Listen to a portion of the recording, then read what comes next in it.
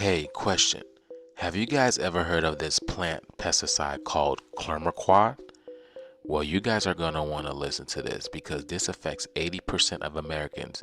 And no, organic and non-GMO foods are not safe. Check this out. All right, listen to this. A new study says 80% of us are testing positive for a chemical that could be linked to infertility. Now, this was published in the Journal of Exposure Science and Environmental, how do you say that word, doctor?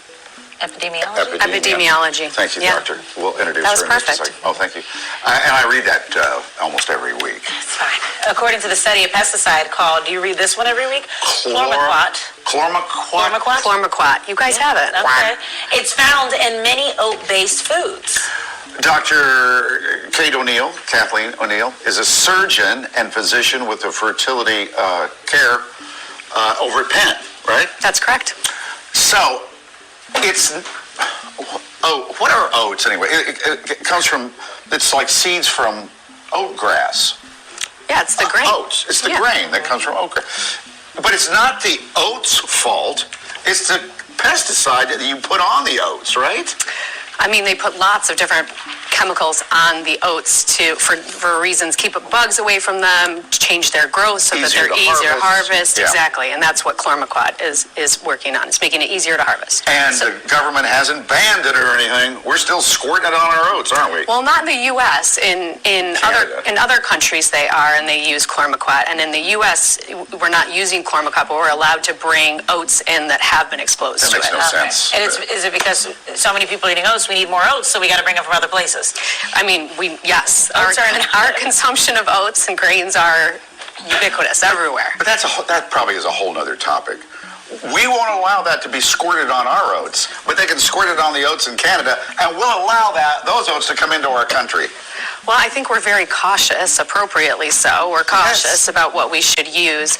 And I think this study, one of the things it's going to do is provide data to see if this is a chemical that is okay and is important to use, or if we should not. Since this just happened, though, what is it saying? What is this study saying that we should be concerned about? So, I mean, if you eat it every day... No, I don't think this is a very preliminary study. So what this study is showing is that clormequat is in urine in individuals in the United States. Over 80% of the individuals they tested urine of, they found clormequat. And then they tested a lot of the common food cereals, oat-based foods, and found clormequat. So this is like the first study in the U.S. It's been looked at other places. But this is showing in the U.S. people are exposed to clormequat, and our foods have clormequat. But then the infertility part... Oh, go ahead. No, I just wanted... No, go ahead.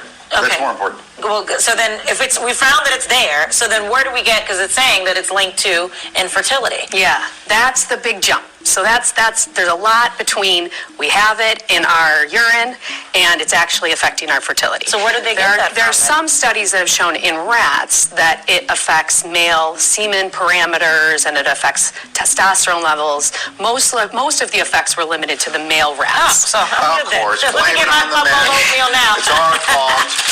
So you're telling me... We deal with enough, okay? Yes, I agree. So if I pee in a cup today, would I have to ask the doctor, could you check and see if I have clormequat in my pee? I don't even know if the doctor could test for that, but you could send it to a lab where they could test to see if there's clormequat in there. And there probably is.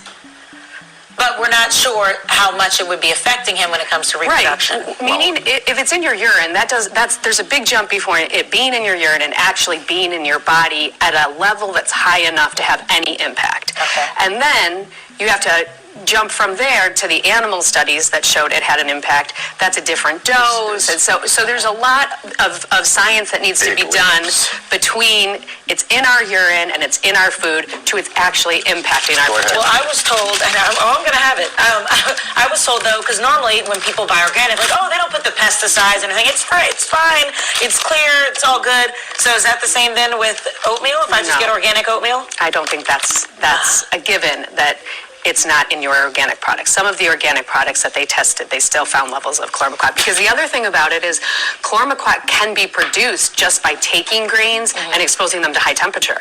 So even if the field itself hasn't been exposed to chlormequat, it could be present in your greens. So I think it's going to be very difficult to avoid that chemical, and there are other chemicals that I would put first on my list of avoiding before chlormequat. Squattiness. No, I just like saying that word. another thing to worry about. It is a fun word. So I guess we need to just be calm and wait. I think we need to think about other things. Did you hear what she said? She said your doctor can't even test for chlormequat, that you have to get it tested in a lab. How serious do you think that is, my people? And she also states, do not worry about the food. She's a doctor. Doesn't she know that over 100 foods of the United States are banned in other countries? Doesn't she know that?